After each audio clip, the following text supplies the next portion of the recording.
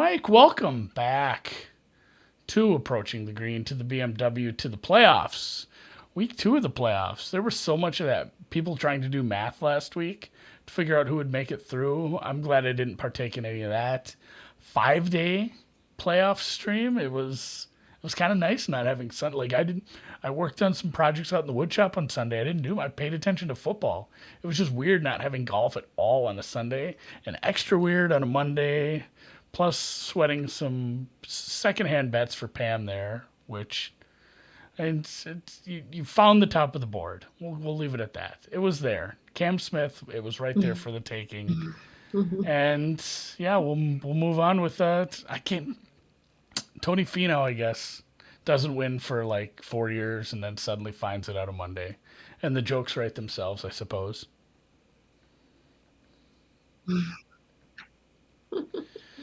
It was With a the brutal week. brutal. Heartbreak, but it is what it is. That is the life of betting. Yeah. And yeah, the Tony can't get it done on a Sunday. I guess that goes away if it's a Monday. And again, we're on to the BMW. It is at Caves If Valley. it's a Monday. I know nothing about this. I had to do a bunch of digging into this. It looks like they changed it up. They've had other tournaments here, but it looks like it's not heavily modified, but it has been modified. So I'll tee off here. And Pam, what did your research dig up on Caves Valley here in wherever the hell suburb of Baltimore we're in? Not much. It is the Caves Valley Golf Club. It is a par 72. It's over 7,500 yards. And when you say that they revised it a bit, they did. They extended it by nearly like 500 yards. There's not really any course history to go off from. The PGA hasn't been to the Baltimore area in a long, long, long time. So we don't have correlating stats to go with this specific field, to go with this specific course. Other than it's bent grass greens, but it's kind of the rough is penile. So you want to have a player who can hit it in the fairway, who's pretty accurate. And then it seems to favor those who are long off the tee, because the longer you hit, you're probably more susceptible to surpassing some of those bunker shots and putting you in a good spot on the fairway. So you want to look for the long drive hitters. Somebody like a Bryson DeChambeau, those players are going to probably be the ones who excel. But other than that, your guess is kind of as good as mine, because we don't have any course history. And so we're kind of winging it. Other than bent grass, that's kind of what I'm sticking with, is looking for the players who are good on bent grass surfaces. Yeah, that's kind of what I know is the fact there is bent grass greens. I know the length. I know some of the previous history of some of the other tournaments they've had here. And again, I can't use that for much. I know who had to play deep into last week, and I know who didn't, and really from there. And these greens, again, I'm using like a user created design because this isn't an official course. Because obviously this doesn't find its way on the tour all that often.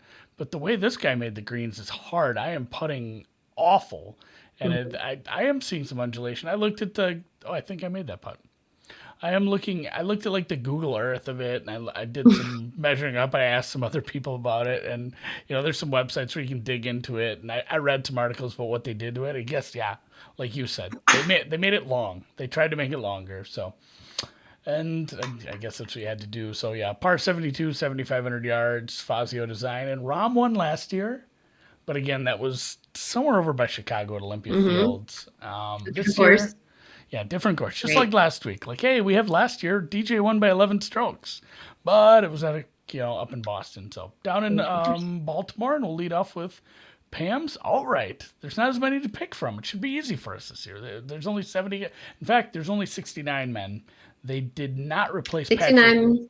They did not replace Patrick Reed because he is in the. Hopefully, he feels better too. He has like double pneumonia, and Oh, yeah, they right. won't. They will just play with the one less player and go from there. So outright for Pam is I was Birdie. last week with Rom, and Rom should win again, but I'm not gonna be putting his odds are plus 650 in order for him, and that's really low even for a field of 70. I'm always one to say that plus money is plus money, but after last week, nah, I'm gonna pass. So I'm gonna go instead with Patrick Cantlay at plus 2300. He's coming off an 11th place finish last week at the Northern Trust, and this season he's already has a win under his belt. He won the Memorial back in June. He's been his. If I'm looking at players who are good off the tee, who can potentially gain strokes, then that is definitely him. Cantlay has gained strokes off the tee in his last, I don't know how many tournaments. He's so consistent, and so his ball striking is definitely there. And he actually does pretty well on bent grass surfaces. If you look at his bent grass history, he won the Zozo back in October. And then he took 11th the last week at the Northern Trust. Prior to that, he has a few runner-up finishes. And last week at the Northern Trust, he did gain 2 strokes putting. So I do like that. Where he struggled was on his iron shot. But if he can do well on the green, if he can do well with his tee shot, stay consistent around the green like he has been, and gain putting even just slightly or stay neutral, I like his shot here. He'll be in contention. Yeah, and like you said, he won. Not only won, but he won a pretty difficult tournament. The Memorial's a tough course. Played a little easier this year, but still tough. Um, just because I couldn't bet him last week, I'm going to Usti. 30-1. 30-1 in this kind of field, I guess. I mean, he had a week off to get prepped while a lot of these guys sat through a hurricane on Sunday and played into Monday. And yeah, he's the guy, multiple runner-up finishes, a third. What does he has? He hasn't finished outside the top 20 since the Masters in April. So he is playing just So fine. Yeah. And that was like, I believe, like 25th at Augusta. So, I mean, he's just super consistent, and he's always been my guy. He's still my guy. Just basing it off his numbers, obviously, if I'm basing it off results, I say, oh, he got second and third and fifth and all this. His numbers are going to look great. So 30-1 for him here is fine. He's a all-around game. It's been fine. I watched him at 3M. Honestly, I'm still surprised at how little he was. Just not as tall as I was hoping he would be, but he looked great there. And yeah, Usti 30-1 is, I mean, it kind of goes without saying, this is a guy who owes me some money, so maybe he can get it back for me here. So, oh man, that was like a 58 footer. That wasn't, and some of these greens, like if you miss, it is going to roll for a little bit. I'm kind of worried about some of the guys I normally like now. Yeah, and somebody said Usti following Tony would be something. Yeah, those guys need to get off the schneid. Longer shots. I said there's not a full field, so long shots would be kind of tough, but there's some, the way the rankings work, there's some guys in here that are long shotty, even though it is the top 70 in the FedEx.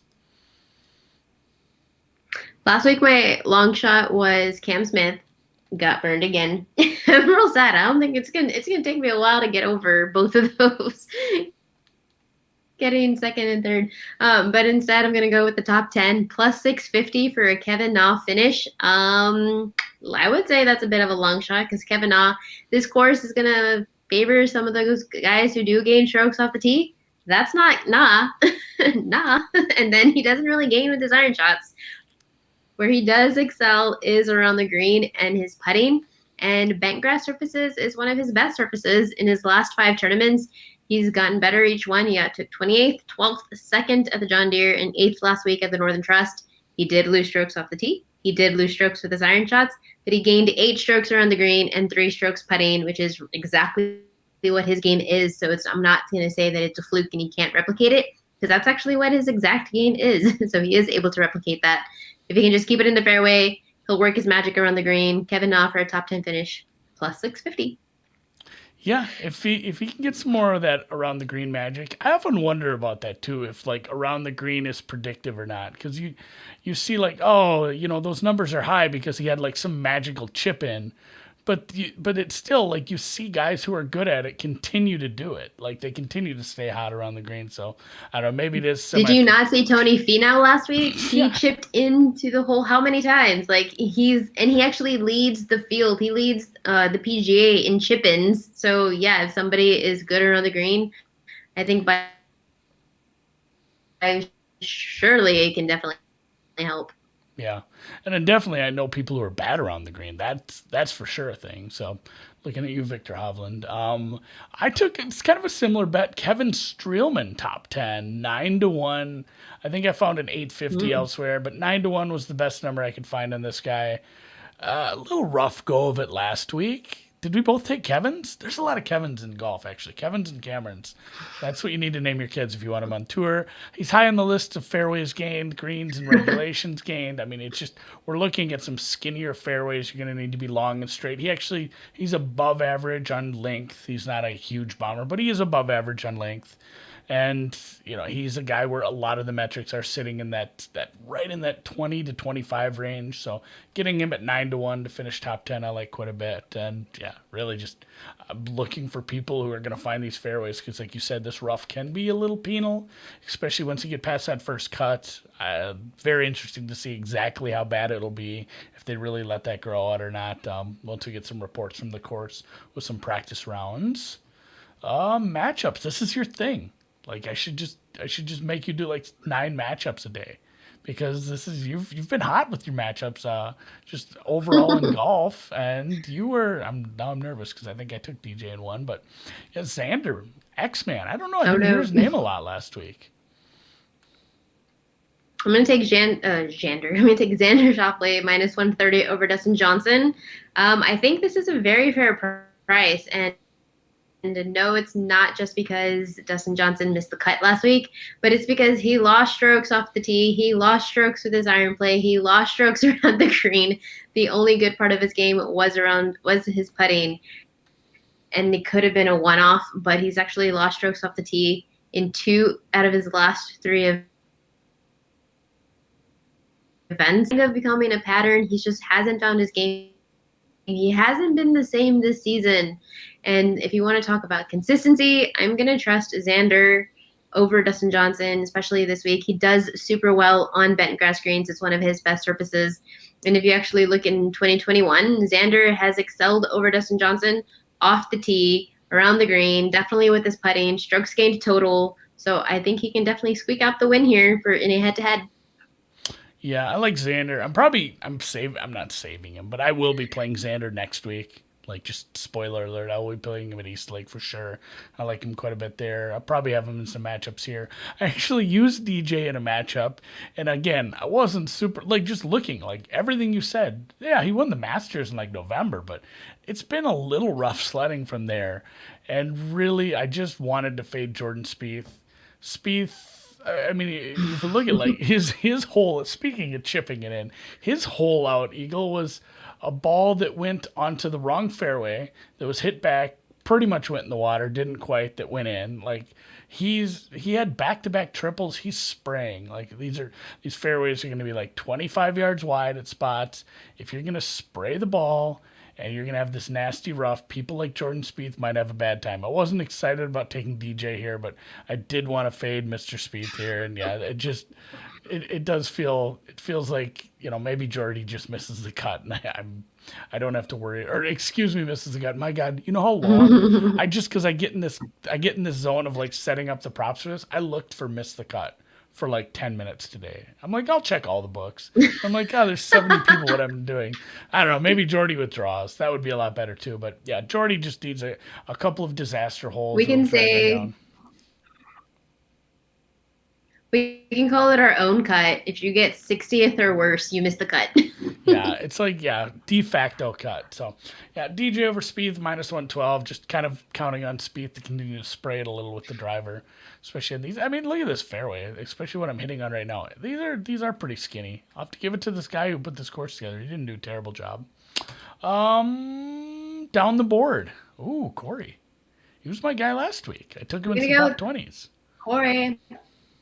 He did really well. I'm going to go with Corey Connors plus 1.5 strokes at minus 140. It's kind of a big number, but you can also do plus 100 on the money line against Tony Finau. The only reason why he is an underdog in this spot is because Finau came off the win. Had he not, prior to winning on Monday, because we know he doesn't win on Sundays, prior to winning yesterday on Monday, Corey Connors and Finau are the exact same player. So you want to give me in strokes gained on the off the tee, in strokes gained on his approach around the green, putting. They're literally their exact same player, and now Finau has a little bit of a spike because he won. So give me the same player playing against the same player at a little bit of plus money odds. Yeah, I'm gonna shoot. And then how do players typically do after they win a tournament?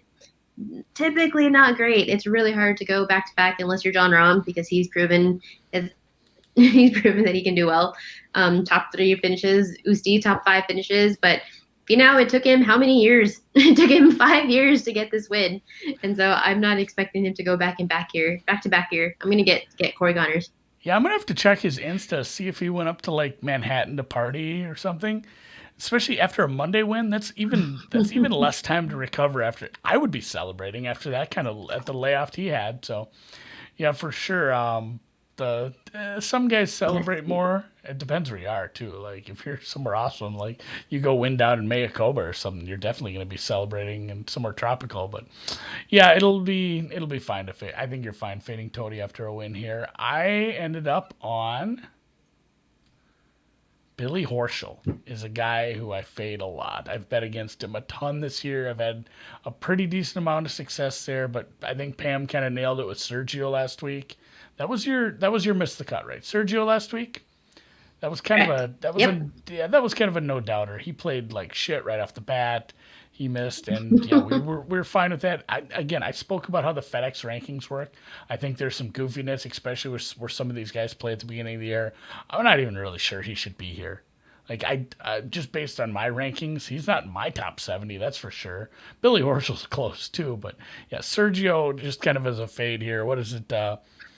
Yeah, I think it's jacked up. I wrote the points are jacked up, and Billy he's played well enough the last couple weeks to let me use him. Like both of my matchups, I'm using guys I'm not excited about using. It's more of just a fade of the other person. So we'll see how that goes. Oh my god, I just missed like a 3-foot putt that rolled 20 feet. That is not great.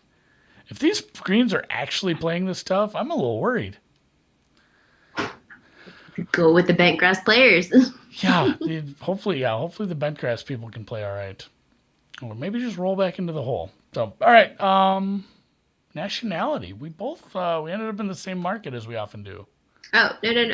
We missed the extra. We instead of doing the miscut, we're doing an extra bet. Oh yeah, I put Nationality before. I guess we'll skip past those. We'll go back to it. All right, Freestyle. Yes, there is no miss the cut. Like I said, I looked for 10 minutes. It does not exist. You cannot bet. They should have let me.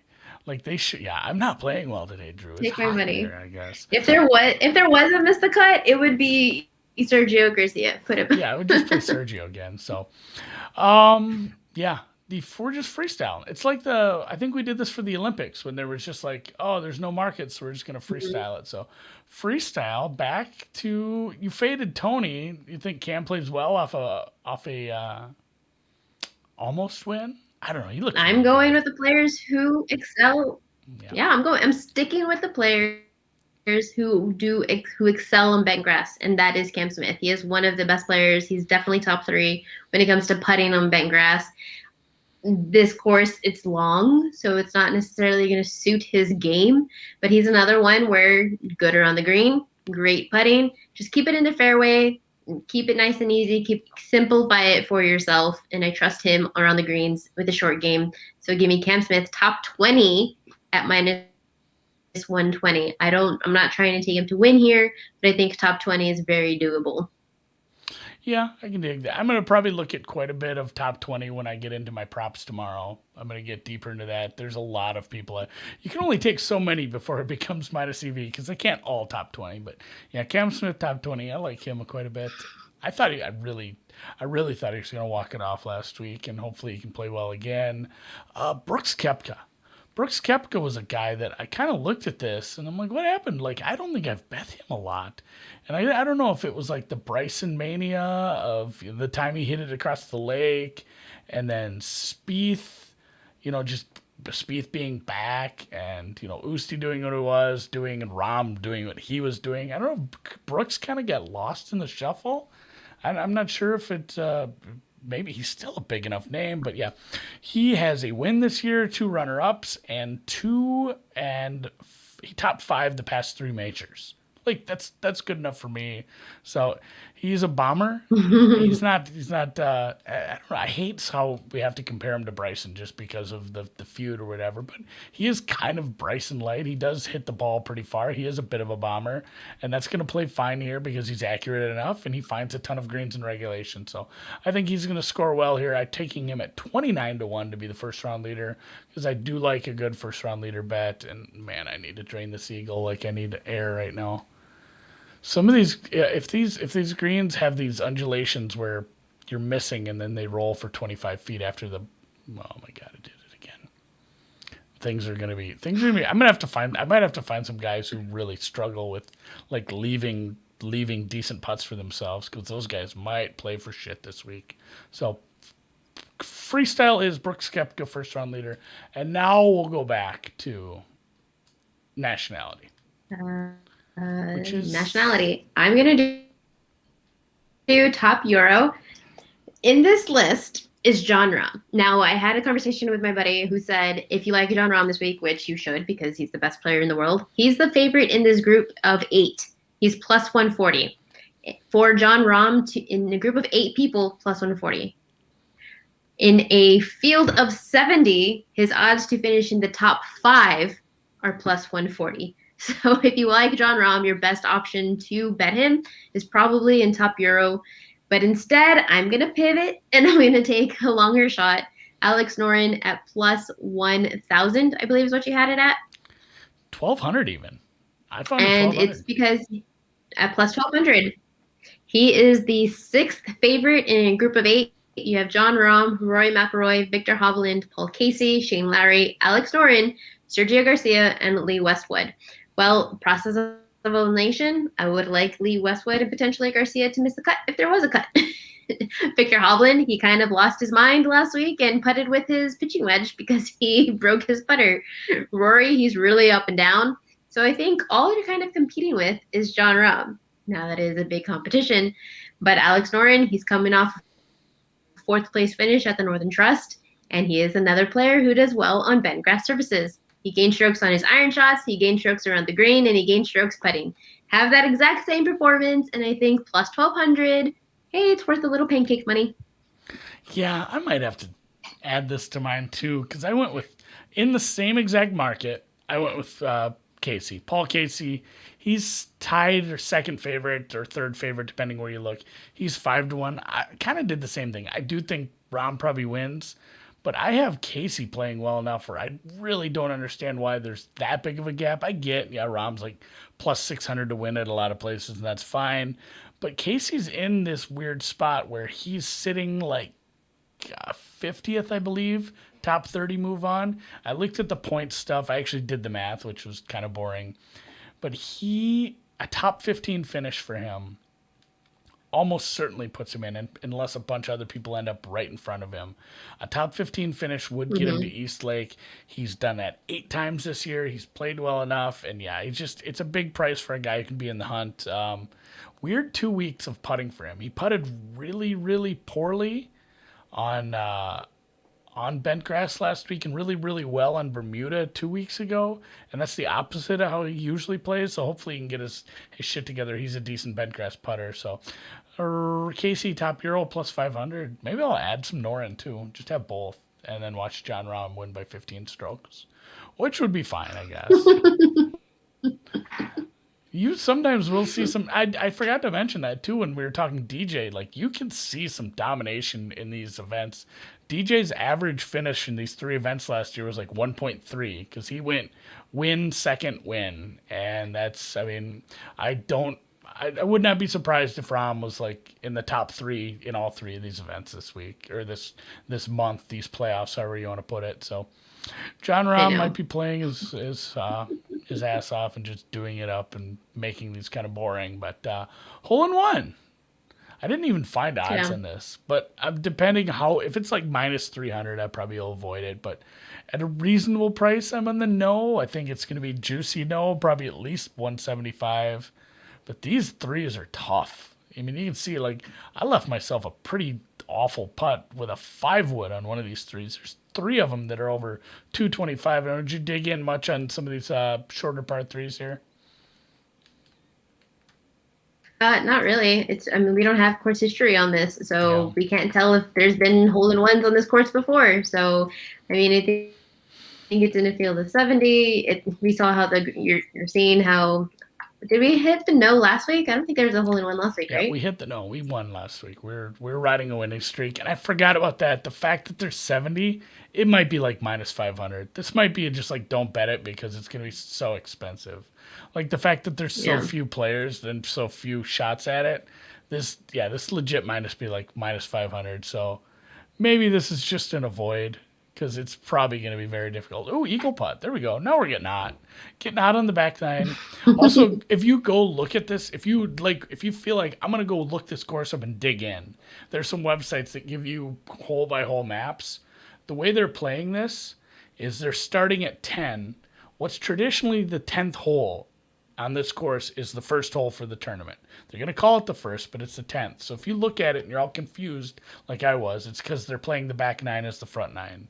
And just if that made any sense, it made sense when it came out of my mouth, but they are playing the back nine as the front. So it is a little goofy, but just a little mini tip before we get into our wild cards here on 17. Which looks like Usti. You had Uthisen as your outright, so Usti. So you're kind of on the same bandwagon here. You like Usti for the outright to win the whole thing. I'm going to be super conservative and take him as a top 20. You're giving me minus 120 odds. That's like a regular bet. Sure, I'm going to take it, Usti. And you kind of explained it all earlier. He's having a phenomenal 2021 season. He's gaining strokes in almost every category. He's like the best. He's the most consistent, best player. And it's not just a fluke. He's done this the entire year. And then his last few tournaments that he has on bent grass surfaces, he took third at the Open Championship, and then he took second at the 3M. So he's doing really well there too. So, and he's coming off of some rest. So I think a top 20 in a field of 70 when nobody has been playing when very few have been playing. Conservative, but I'll take it. Yeah, I think I'm maybe undefeated when I tail your bets, when I pick and choose which ones I like. Like when you bring one up, I'm like, oh, I like that. Like I played a little Sergio to miss the cut. I think it's mostly your cut ones. I nail those when I decide to play what you bring up, because you brought up a good point here. And I usually will play when I play Usti. It's like I should, it's a joke because he's gonna get second. But it's like, no, I'm gonna play top 5 too, because he probably is gonna get second, and a bunch of those have cashed. So yeah, top 10, top 20, top 5, maybe all of those. So I'll probably tag along with this one for sure. Oh my God, look at that tee shot just roll backwards. Oh no. This is what happens to me in real life. I hit the green and then it just rolls backwards. This is an absolute definition of pancake bet, I suppose. John Rahm, wire to wire, 50 to 1. It's just like an emergency. Oh, like nobody else is gonna win.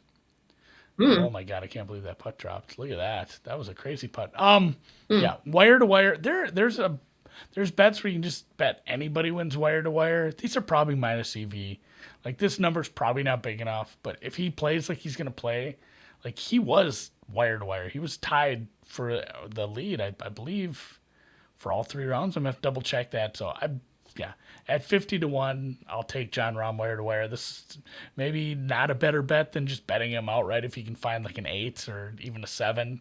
But 50 to 1, it'll be a fun one. I'll have the sneak out. I've bet these before. When I was so excited about Bryson that won Masters, like I bet him wire to wire, and then he hits it into the bush right away, and it's just dead off the bat. So that's how it goes for me. And it looks like I shot a decent enough round where I unlocked a pair of sunglasses. That'll be fun. I don't understand how to go get those. I still think I have to buy them. Decent round. Tough greens, I think. Maybe these greens are going to be tougher than we thought. 61, I did hit 100% greens in regulation. That's going to be tough to replicate by these pros.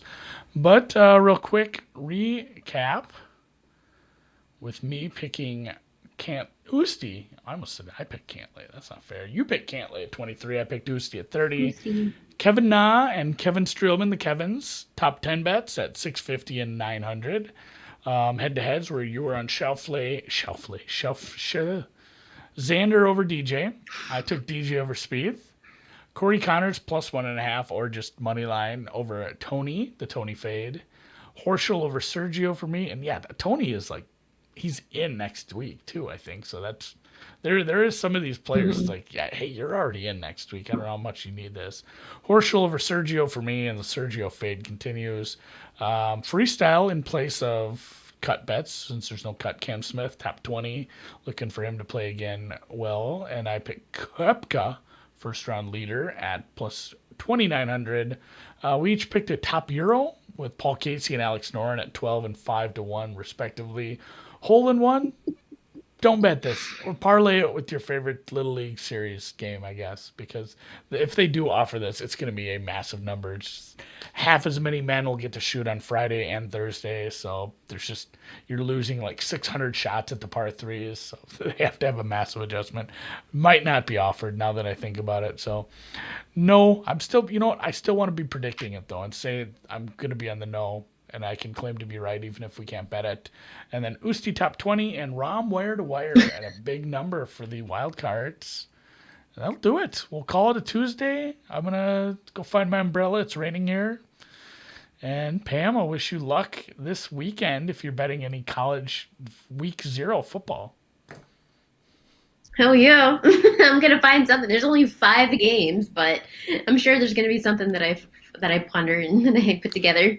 Yeah, if I'm not making some sort of week 0 teaser in college football, I don't think I really trying. I usually stick to my math, but these are little recreational bets. I've made some preseason football total teasers. I'm not ashamed to get a little weird with it once in a while. So, all right, guys. For me and Pam, for WinBets, for the family here at BETSPERTS, and for my little golfer guy in the beanie who shot a 61 today, we'll catch you next week.